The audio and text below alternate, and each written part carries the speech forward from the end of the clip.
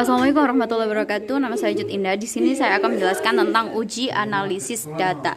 Jadi yang pertama yaitu uji C kuadrat. Oh ya, ngomong-ngomong tentang uji analisis data, artinya data itu kita uji di SPSS atau semacam aplikasi untuk statistika sendiri, dan itu ada beberapa uji yang akan kita gunakan. Jadi kita nggak sembarangan buat nguji sesuatu itu, dan itu ada kaidah-kaidahnya. Ya, berikut.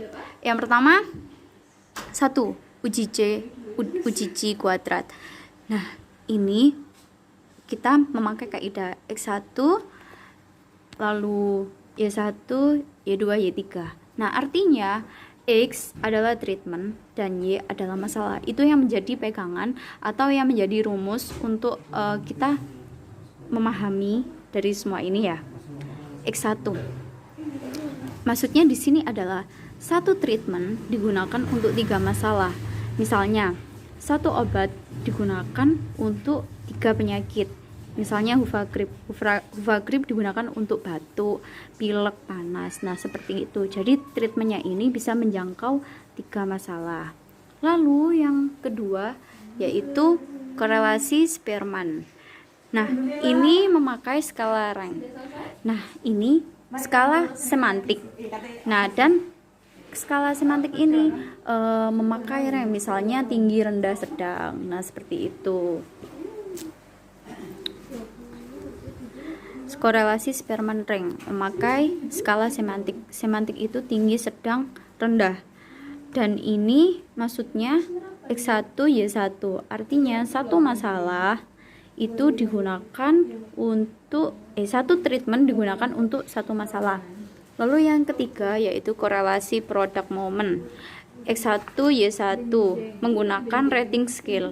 Rating scale itu berarti adalah skala yang digunakan dalam suatu dalam suatu ranking. Nah, ini satu treatment digunakan untuk satu masalah. Nah, lalu yang keempat ada korelasi ganda. Nah, ini X1, X2, Y1. Artinya 2 treatment digunakan untuk satu masalah. Nah, 2 treatment ini maksudnya adalah dua teknik yang digunakan untuk satu masalah. Artinya masalah ini begitu besar, semisal korban pemerkosaan. Lalu yang kelima yaitu teknik regresi ganda X1, X2, Y1. Artinya dua treatment ini digunakan untuk satu masalah. Lalu selanjutnya yaitu linear sederhana. Nah, ini terdapat 2 ya, X1, Y1 dan O, dan Y1 dan O. Jangan lupa O ini maksudnya adalah kelompok. Nah, ada yang ingat bab sebelumnya, jika ada X atau treatment maka dia disebut dengan kelompok eksperimen. Jika tidak ada treatment maka dia disebut dengan kelompok kontrol. Jadi linear sederhana itu terdapat syaratnya, yang pertama harus terdapat kelompok eksperimen dan kelompok kontrol.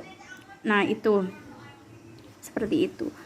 Untuk selanjutnya yang nomor 7 yaitu uji T atau one sample. Uji T one sample ini rumusnya yaitu X1 Y1 X2 Y2. Jadi satu treatment digunakan satu masalah, dan treatment yang berbeda itu dari X1 itu digunakan untuk masalah yang kedua. Lalu selanjutnya yaitu uji beda 2 variabel, yaitu X1, Y1 dan Y2. Jadi satu treatment digunakan untuk 2 masalah. 2 masalah di sini yaitu masalah yang berbeda, dan kita ingin menguji bagaimana perbedaan atau bagaimana dia itu jika diperlakukan dengan treatment yang sama. Misalnya treatment token ekonomi untuk pecandu narkoba dan pecandu miras, seperti itu. Lalu selanjutnya yaitu ANOVA satu jalur, yaitu 3X Y1. Maksudnya di sini adalah 3 treatment untuk digunakan dalam satu masalah. Lalu selanjutnya yaitu ANOVA 2 jalur, X1 Y1 lalu X2 Y2. Jadi di sini adalah ada masalah dan treatment ke satu, lalu dia itu berlanjut ke masalah dan treatment yang kedua. Lalu selanjutnya adalah Wilcoxon. Yang kedua, yang selanjutnya yang nomor 12 adalah Mann-Whitney. Jadi itu tadi adalah uji analisis data. Terima kasih.